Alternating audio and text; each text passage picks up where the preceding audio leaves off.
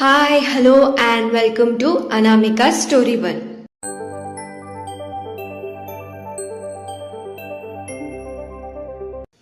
ఇవాళ మనం వినబోయే కథ మీరా చాప్టర్ 98. ఆలస్యం చేయకుండా కథలోకి వెళ్ళిపోదాం. గౌతమ్ ఫ్రెష్ అవుతున్న సమయానికి రాజారావు గారు ఇంకా చక్రి కూడా ఇంటికి వచ్చేశారు. రఘు ఇంటికి రాగానే మంజు దగ్గరికి వెళ్ళి, నువ్వు బానే ఉన్నావు కదా చెల్లి అని అడిగాడు ఆప్యాయంగా తన తలని నిమురుతూ. నాకేం కాలేదన్నయ్య, గౌతమ్ అన్నయ్య టైంకి వచ్చాడు కదా, వాళ్ళని నన్ను ఏమీ చెయ్యనీయలేదు అని అంతే ఆప్యాయంగా బదులు ఇచ్చింది మంజు. అయినా ఇంత చిన్నదానికి నేను భయపడిపోతే రేపటి రోజున దీనికన్నా పెద్ద సమస్య వస్తే ఎలా అని అడిగింది మంజు.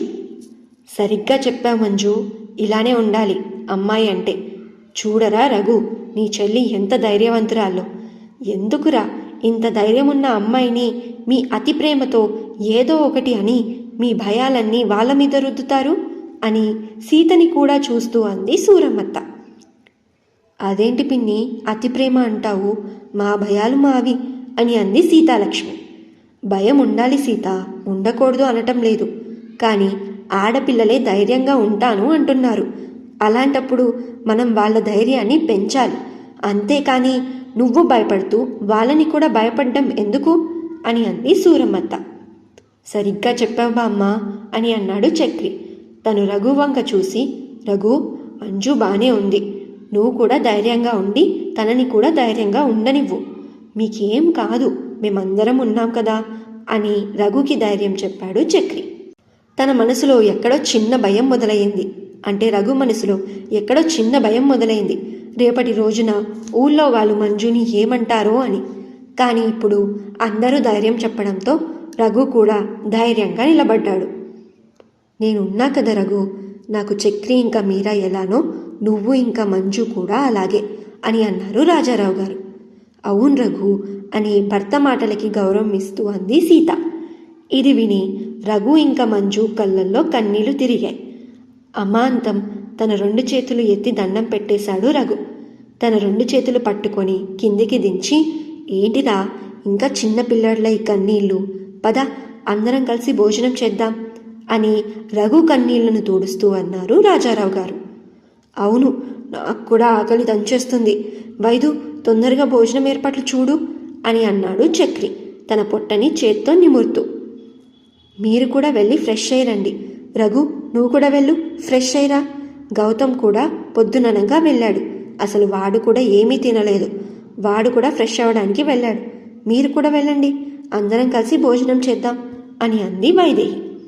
అవునరా, వెళ్ళి కాలు చేతులు కడుక్కోండి, వెళ్ళండి, అసలే పొద్దున్నుంచి అటు నుంచి ఇటు ఇటు నుంచి అటు తిరుగుతూనే అలసిపోయి ఉంటారు అని అంది సూరమ్మత్త. వాళ్ళందరూ వెళ్ళగానే మీరా ఇంకా మంజు కూడా వంటింట్లోకి వెళ్ళి వైదేహికి ఇంకా సీతాలక్ష్మికి చేదోడుగా అన్ని పనులు చేస్తూ ఉన్నారు.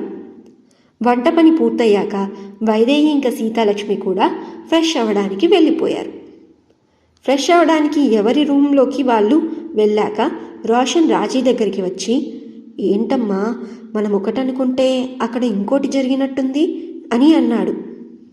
ఆ ముసల్ది అంతా చెడగొట్టినట్టుంది, అయినా ఊర్లో వాళ్ళు ఎవరు మీరా గురించి మాట్లాడకపోతేనే మనమే వెళ్ళి ఇవాళ జరిగిందంతా ఆ పెళ్లి వాళ్ళకి చెప్దాం అని కోపంగా కిచెన్లో ఉన్న మీరానే చూస్తూ అంది.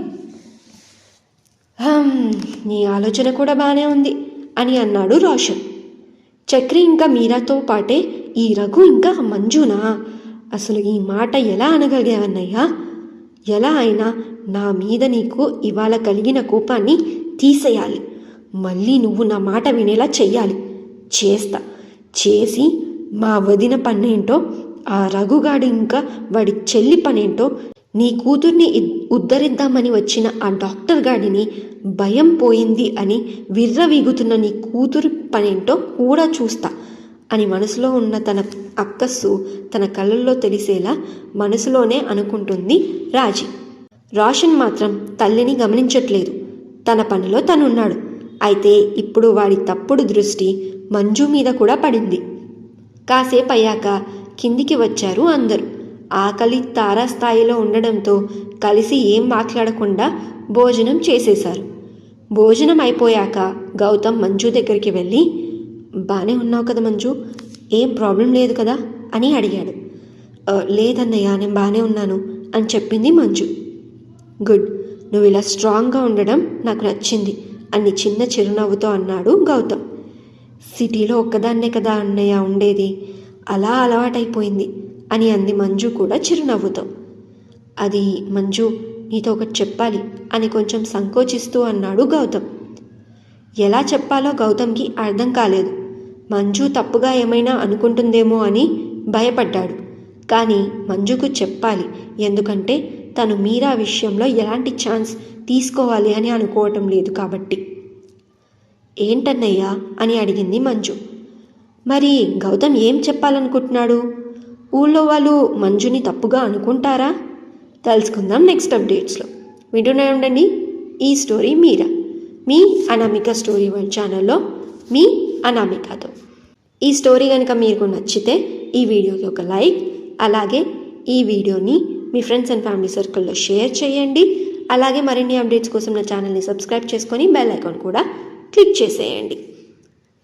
ఈ స్టోరీలో మీకు ఏం నచ్చిందో కింద కమెంట్ సెక్షన్లో చెప్పడం మర్చిపోకండి. ఈ స్టోరీని మీరు పూర్తిగా చదవాలి అనుకుంటే డిస్క్రిప్షన్లో లింక్ ఉంది, ఆ లింక్ని ప్రెస్ చేసి స్టోరీని పూర్తిగా చదివేయండి. Thank you so much for your love and support. Have a good day. Bye bye.